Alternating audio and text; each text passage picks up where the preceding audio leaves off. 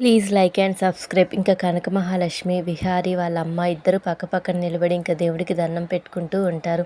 ఇంకా అటుగా ఇద్దరు ఆడవాళ్ళు వెళ్తా వాళ్ళని చూసి కాబోయే అత్త కోడలు ఇప్పటి నుంచే కలిసిమెలిసి గుళ్ళు చుట్టూ తిరుగుతున్నారు, ఎంత చూడముచ్చటగా ఉన్నారు అని చెప్పి ఇంకా అనుకుంటారు. ఇంకా కనకం వెళ్ళిపోతాయి. అక్కడికి విహారీ వాళ్ళ అమ్మ దగ్గరికి వచ్చి మేనత్త ఇంటికి ఇంకా ఇద్దరు కలిసి బయలుదేరుతారు. ఆవిడ ఇల్లు చూసి చాలా పెద్ద ఇల్లు కట్టించిందిరా మీ అత్తయ్య అని చెప్పి అంటుంది. ఇంకా వాచ్మెన్ ఎవరు మీరు అని చెప్పి అడిగితే మేనల్లుడిని అని విహారీ ఇంకా ఇంట్లోకి వెళ్తాడు. విహారీ వాళ్ళ అమ్మని ఇంట్లోకి అడుగు పెడుతుంటే ఇంకా వాళ్ళ మేనత్త పద్మాక్షి గుమ్మంలోనే ఆగండి అని చెప్పి ఇంకా ఆపేస్తుంది. ఇంకా ఇద్దరు బయట నిలబడతారు. ఇంకా విహారీ వాళ్ళ మేనత్త దగ్గరికి వస్తుంది. ఇంకా పద్మాక్షి వాచ్మెన్ని పిలిచి గట్టిగా కొడుతుంది.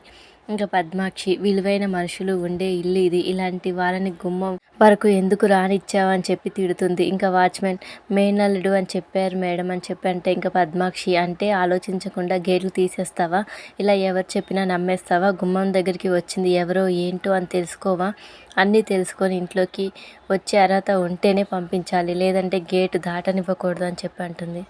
ఇక విహారీ వాళ్ళ అమ్మ పద్మాక్షి చేయి పట్టుకొని ఇవి కాళ్ళు అనుకోండి వదిన, క్షమించండి అని చెప్పి అంటూ ఉంటే ఇంకా పద్మాక్షి నువ్వు తాకిన తేళ్ళు జర్రెలు పాకినట్టుగా ఉంటుంది, పని మనిషికి ఇంకా శానిటైజర్ తీసుకురమ్మని చెప్తే ఇంకా చేతులు శుభ్రం చేసుకుంటుంది. అత్తయ్యని చూసి పక్కన ఉన్నది బావే అని చెప్పి అనుకుంటుంది. ఇంకా విహారిని చూసి బావగారే అని చెప్పి అంటుంది.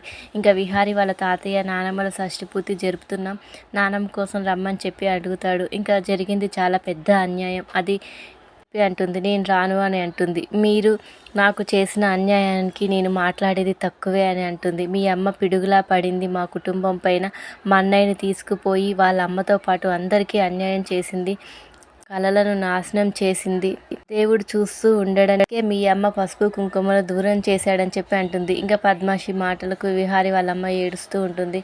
ఇంకా విహారీ క్షమించమని విహారీ వాళ్ళమ్మ అడిగితే మనిషిగా చంపేసి శవానికి క్షమాపణ ఎలా చెప్తావు, చివరకు విహారీ తల్లి కాలు పట్టుకోవడానికి వంగిన ఇంకా పద్మాక్షి కనకరించదు.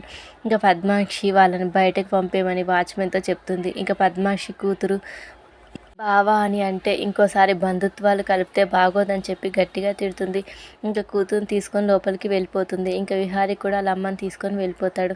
ఇంకా సౌదామణి కూతురు ఆశ్రిత పెళ్లి వేడుకలు ఘనంగా జరుగుతూ ఉంటాయి. ఇంకా విహారీ ఫ్రెండ్ బ్యాగ్ తీసుకొని ఇంకా అవినాష్కి ఫోన్ చేస్తాడు. ఇంకా అవినాష్ లగేజ్ తీసుకొని వస్తానని చెప్పి అంటాడు. ఇంకా ఇద్దరు బ్యాగులు మార్చుకుంటారు. ఇంకా ఇద్దరు బ్యాగులు చెక్ చేసుకొని ఇంకా అవినాష్ బ్యాగ్లో వడ్డానం వంటి బంగారు నగలు చూడడంతో ముందే తెలిసి ఉంటే ఇక్కడ దాకా ఈ బ్యాగ్ తీసుకొచ్చేవాడినే కాదు, నా లైఫ్ సెటిల్ అయిపోయేదని చెప్పి అనుకుంటాడు.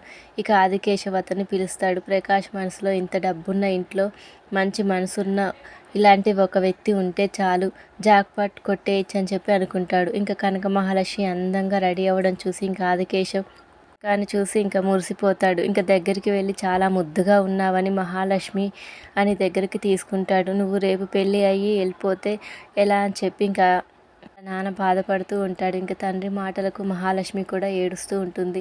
Thank you for watching. Please subscribe my channel.